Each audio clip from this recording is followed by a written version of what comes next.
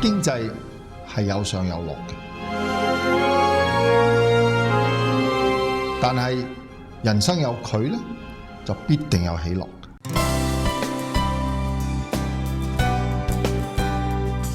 人生係萬變嘅，但係耶穌嘅愛係永遠不變。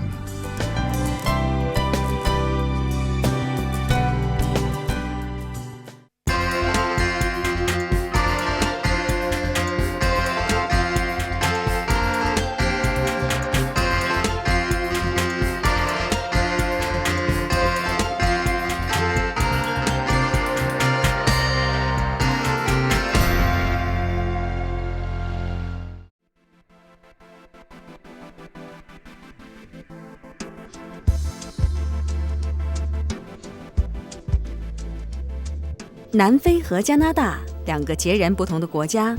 无论在地理、经济以及生活上，都有着极大的差异。一群年轻人愿意暂时放下舒适的生活，踏上南非，去经历上帝奇妙的作为。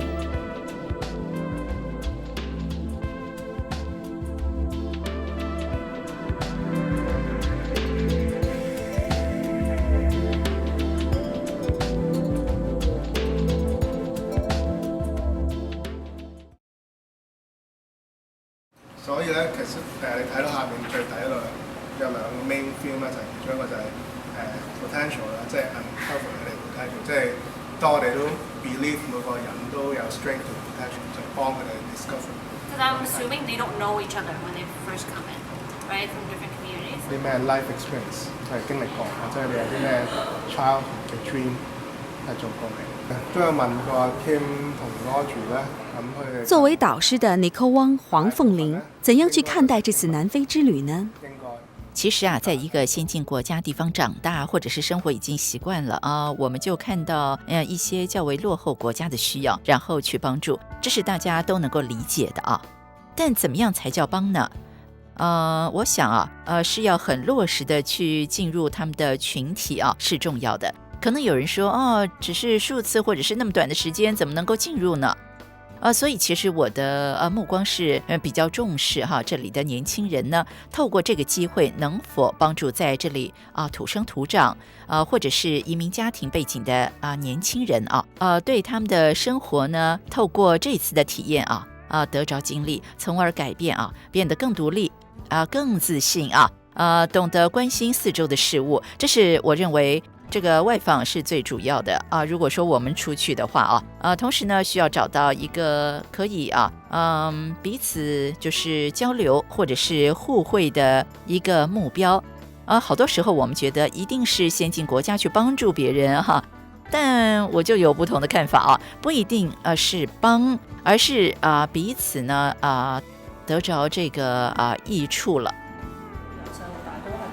这次南非之旅，除了有凤玲作为领队外，还有另一位导师 Joseph 黄颂明。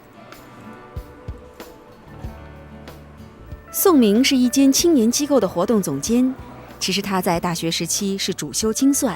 与青年工作可说是毫无关系。后来因为看到青年人的需要，他毅然放弃稳定的银行工作，成为一位青年导师，帮助时下的年轻人。我看到这里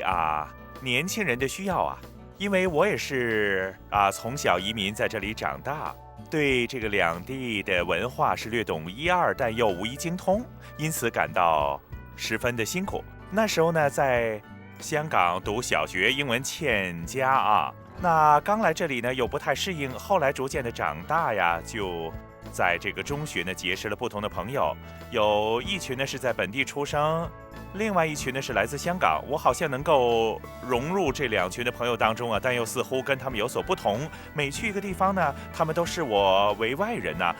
跟本地出生的朋友一起呢，他们觉得我很香港化；跟香港朋友在一起，他们又觉得我像加拿大人不能理解他们，从中体会到这个身份上的这个挣扎那所以呢，就想将我的这个经验呢，去来这个帮助下一代所以选择在青年机构做这个全职的工作。当颂明接触年轻人的时候，他会分享他的个人经历，也会透过不同的活动，让年轻人关注更多世界上社会公益的问题。因为我觉得作为基督徒呢，必须为公益在社会上发声我们每年的青年营都有不同的主题，例如怎样去帮助人去脱贫或者是贫困的问题一些这个污水的问题或者是人口贩卖的问题等等以这个引起这个关注因为我觉得作为基督徒必须要认识这些问题，并且要为公益而发声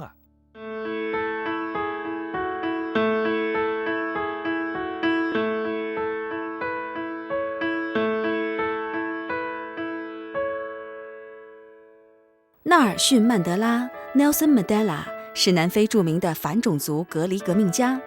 人们都视他为南非国父。Never and never again shall it be that this beautiful land will again experience the oppression of one by another. 当选总统前，曼德拉因为领导反种族隔离运动，被南非法院以密谋推翻政府的罪名把他逮捕，而这里就是他被捕的地方。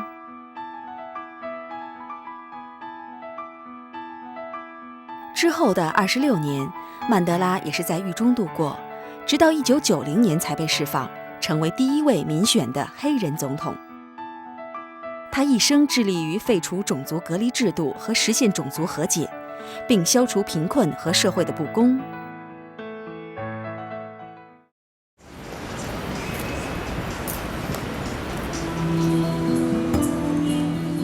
今天的南非看上去繁荣稳定，大厦林立，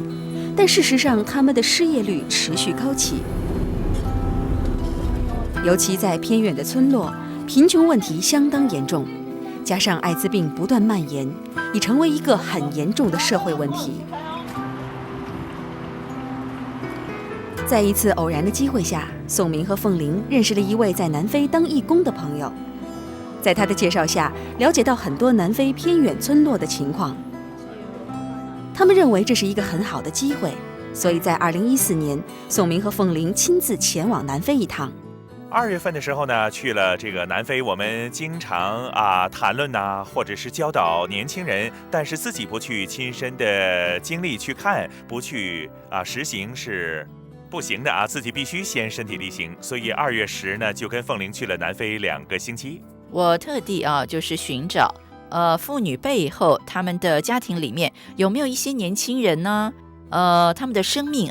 是需要是交流的，所以呢，我是很专注来寻找这群人经过2-3年的时间呢，我找到了这群人，他们也觉得有需要，又或者呢，我们可以彼此交流的。我就是这样开始与这个机构合作的。在南非那2个星期，凤玲和宋明有了很深的感受。当我在南非的时候我看到那些青少年哇，好开心他们呢穿的衣服真的就是好少的，就上学必定要穿校服。为什么呢？因为不用添置那么多衣服嘛。而他们居住的这个房子哎呀，好简陋没有什么特别的设施，一切设施都是就地取材当地的洗手间对我们的这个年轻人来说哎呀，真是好大的挑战呢。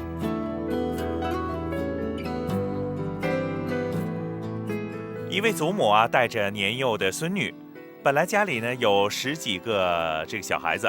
那孩子的父母就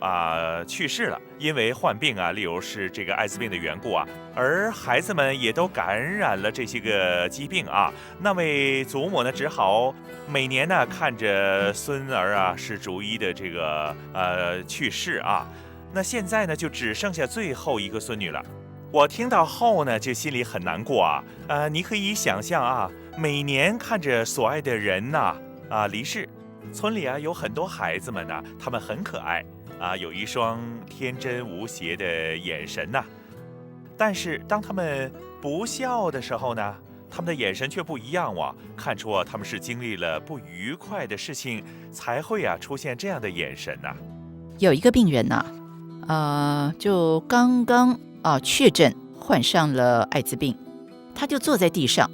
房间好暗呢，只有一个很小的窗，光线非常微弱我们就是走进去的时候，看到他一脸的愁容，很不开心。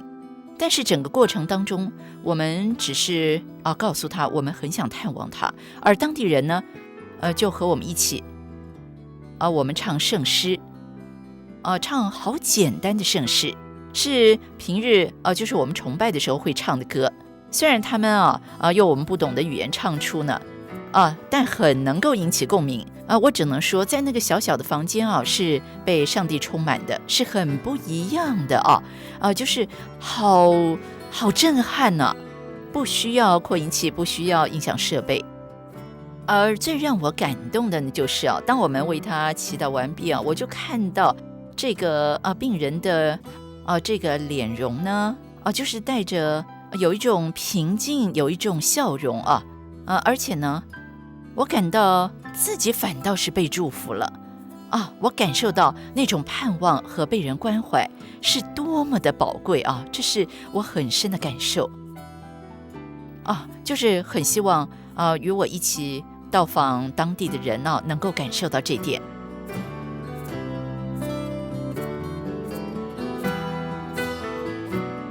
后来呢，我们又去了一个青年团体，带领了一些领袖活动活动完毕之后呢，几位青年领袖就过来跟我们说很需要这些，我们在本地有许多事情想做，但是没有这方面的技能，不懂怎么去做他们很渴望这些东西因此呢，我觉得我们或这里的青年机构呢，正好有这个资源我觉得应该利用我们有的资源呢，尽力去做，希望可以帮助到这个当地的人。出于这个想法，宋明和凤玲决定和当地扶贫机构的负责人 Rosetta 合作。Rosetta 是一位基督徒，她本着基督的爱成立了这个机构。I've served in Zimele since January 2007, but my story started way back. It happened at the end of the apartheid era in 1995, when as a South African who was a white South African who was fed certain information through the media, and suddenly that information changed and you hear the other side and you think, this is impossible. What they are telling us are lies. For example, the oppression of black people. We didn't know it happened because it wasn't in the media, never. You would hear little bits, but it was justified and you think, it's not that bad, people are exaggerating, and then suddenly you are faced with the reality and the truth. And I remember I was on my own one day and I was in my dining room and I just realized, well, I have been breastfed with racism. It was so much part of me that how do I separate this from my thinking process? And I remember I bent over and I said, oh God, please help me, take racism out of me, and something happened. I cannot tell you, I cannot prove it. Something happened and I was never the same anymore. Which was quite a challenging road from there, because now you are part of a community who think the same way and suddenly you think different because of like a lightning strike that happened to you, and I just became excited to know more. And I learned more. And then I had three choices. I had three choices that most white South Africans had at that point. You could emigrate, you could stay in the white community and be very negative, or you could become part of the new South Africa and do that with energy. And I chose to become part of the new South Africa. 这个意念改变了 Rosetta 的生命。从那个时候开始，她对黑人妇女和孤儿多了一份使命感。无论对他们的文化、习俗以及家庭生活也有进一步的了解。The families are very broken. It's a very male-dominated community, and with the HIV/AIDS pandemic we had, I must actually start before the HIV/AIDS pandemic is during the apartheid years, the men migrated to the mines, and then they will get another girlfriend there and another family, and the lady who stayed behind with the children in the rural communities was literally a single mother, and she was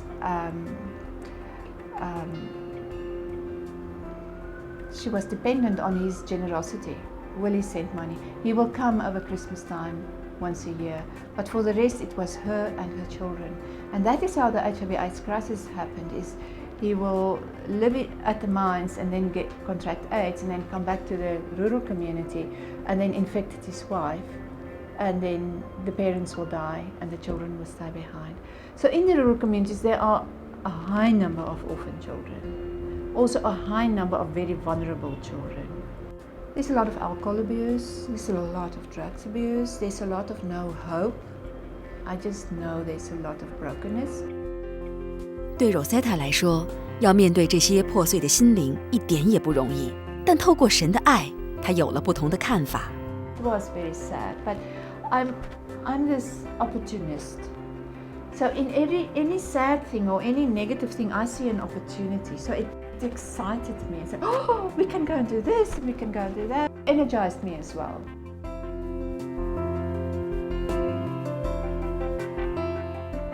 身为扶贫机构的负责人 ，Rosetta 除了要处理日常行政工作外，也要身体力行，因为她相信只有这样做，才能真正明白社区的需要。I have a very strong believing that what you encourage other people to do, make sure you do it yourself.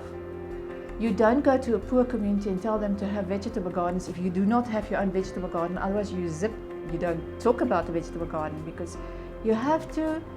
lead an example and you have to have an understanding of the difficulty. 正因为 Rosetta 事事亲力亲为，她明白到南非妇女每天所要面对的困难是远远超过一般人所能想象的。If a couple of years ago, if you are not submissive, you can be killed.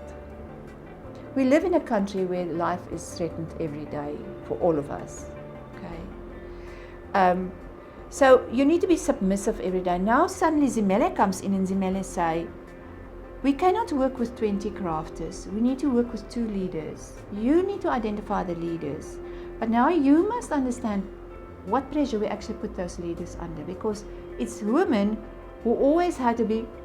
submissive to whoever, because a family member might become jealous, a neighbor might become jealous and put a spell on them through witchcraft, and if they go sick, they believe it was a spell on them. Maybe it wasn't, but that's what they believe, so it's their reality. So suddenly we take women and we give them additional training and we give them a sort of a power over the others, because they have to go back with information that the others don't have, and they have to teach them. In our culture, that is the norm. In that culture, it can become life-threatening. And we really have to build the capacity of everybody in that group to respect each other. So you have 2 scenarios here. You have a crafter, a leader, who is for the first time in her life have the space to be a leader and she overdo it. Or you have people in the group who don't respect her and undermine her. That's where my staff put a lot of effort in, is working with these things from a Christian perspective, working with them. So it's not direct gospel preaching, but it's all the gospel principles that is in the program is. 透过 Rosetta 的分享，宋明和凤玲发现彼此的理念十分相似。其中啊，他最着重的一点呢，是帮助当地的妇女啊去自食其力啊，自力更生啊。许多时候我们帮助第3世界国家或者贫困人士呢，觉得捐钱或者是助养孩子已经足够了，这些做法呢是很好的，但是呢，他们不能长期的去依赖我们呢。这个机构最好的地方呢，是帮助每个人呢去发掘自己的长处强化他们自己的优点。例如有些妇女是擅长烹饪的，便教他们烘烤的技巧，可以做蛋糕去卖那有些很有爱心很懂得照顾孩子的呢，便帮他们开设幼儿园或者训练他们成为老师建立学校因应每个人独有的长处，教导他们一种技能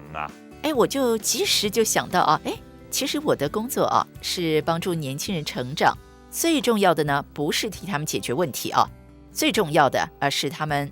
使他们能够自立啊，有独立的思考能力啊，不论是身在何处啊，都能够面对，而不是如何逐一解决问题，是他的人生如何改变，或者是拥有判断能力。这句话啊，让我产生共鸣。那一次呢，我的第一个印象是，我能否透过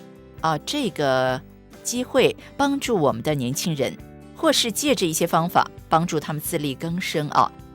这是对我来说呢，第一句很有这个震撼力的话啊。对于我们机构所做的青年工作呢，我们觉得每一个年轻人都有潜质只不过是如何帮助他们找出自己的潜质所以呢，我觉得有许多相似和共通的地方。宋明和凤玲很希望透过南非之旅帮助到加拿大的年轻人。那里的人呢是充满了喜乐，十分的开心虽然他们面对的处境跟我们相差很多，可能也不知道还有没有下一餐吃居住条件也很差，只是住在泥屋什么都没有但是呢，他们有一种喜乐，生命的喜乐这样而我觉得我们这里的年轻人呢，或者我们自己都需要学习何谓简单的生活怎么才是生命里最重要的？我觉得我们真的能够学到这些东西他们可能在物质上是贫乏，但是生命呢是丰盛的，而我们信仰上或者精神上都是匮乏的。我经常接触好多的年轻人有时候呢看着他们好像停留在一个点上不知何去何从如果带他们去看看这个世界，可能会有所改变我一直抱着这个想法。我相信呢经历不同的事物，或者当青少年成长期间有一些点不知何去何从，也许受到外来事物影响，他们会懂得如何进退。我一直有这样的想法。所以宋明和凤玲决定要带一群年轻人到南非看看外面的世界。为什么我想去南非呢？就是因为呢宋明和凤玲他们去了南非嘛都听了好多他们的故事他们发信息告诉我，哇那里的人真好不同我时常就问他们有什么不一样，他们说很难去说，真是